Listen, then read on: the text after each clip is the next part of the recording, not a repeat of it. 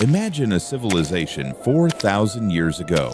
No paper money, no banks, no coins as we know them. And yet, massive kingdoms grew. Will this cover the linen shirt? In our system, yes. It's more than barter. It's trust, organization, and record-keeping. Pyramids rose from the desert. Trade flourished across continents. So how did ancient Egypt make all of this possible? Today, we explore how ancient Egyptians used money and how they used it to control wealth and power. Ancient Egypt thrived along the Nile. The river flooded predictably. The land produced food reliably, and agriculture became the backbone of everything. Grain, cattle, beer, and goods were not just food. They were economic tools. Workers building the pyramids were not paid in coins. They were paid in rations, in beer, in clothing. Money in ancient Egypt was not about spending freely. It was functional. It was symbolic. And most importantly, it was controlled by the state.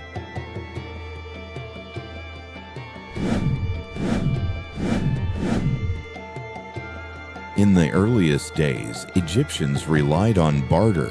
Wheat exchanged for livestock, fish traded for linen, tools for food. But barter had a problem. Value was inconsistent, trust was limited, and large systems couldn't scale. The wheat is worth more than one goat. The gods favor this exchange. Take the goat. He recorded only half the measure yesterday. So Egypt evolved. Certain goods became standardized. Grain could be stored, measured, redistributed. Beer became a daily wage, reliable, expected. For larger transactions, copper or silver was weighed, not minted into coins. The value wasn't in the metal itself. The value was in who guaranteed it, and that was the state.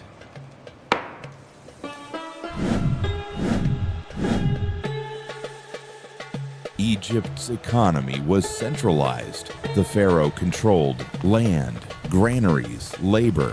Taxes were not paid in money. They were paid in resources. Farmers surrendered a portion of their harvest. This is your share. Calvinti. Craftsmen paid in goods. Labor itself became a form of taxation.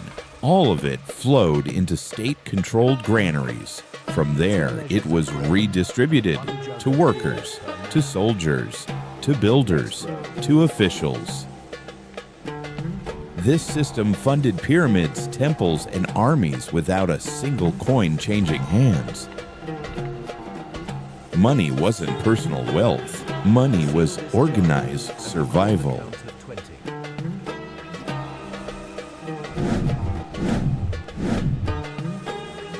Even without coins, Egypt needed accounting, so they created systems. The Deben, a unit of weight.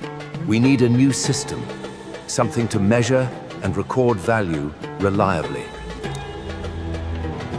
Allowed value to be calculated and recorded. Scribes tracked grain quantities, labor output, resource flow. Transactions were written down, even when no physical exchange occurred. This was ancient finance. No stock markets, no banks, just trust, measurement, and administration. And it worked.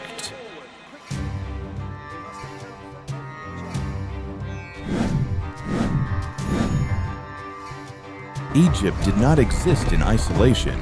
It traded with Nubia, the Levant, the land of Punt. What made this possible? Copper, gold nuggets, incense, ivory. Trade required standard units of value. No coins. Only balance. Then we trust the measure.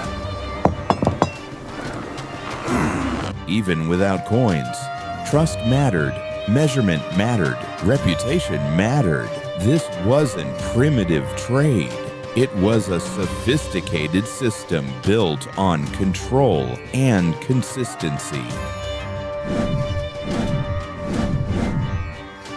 Egypt's system worked because the Nile was predictable.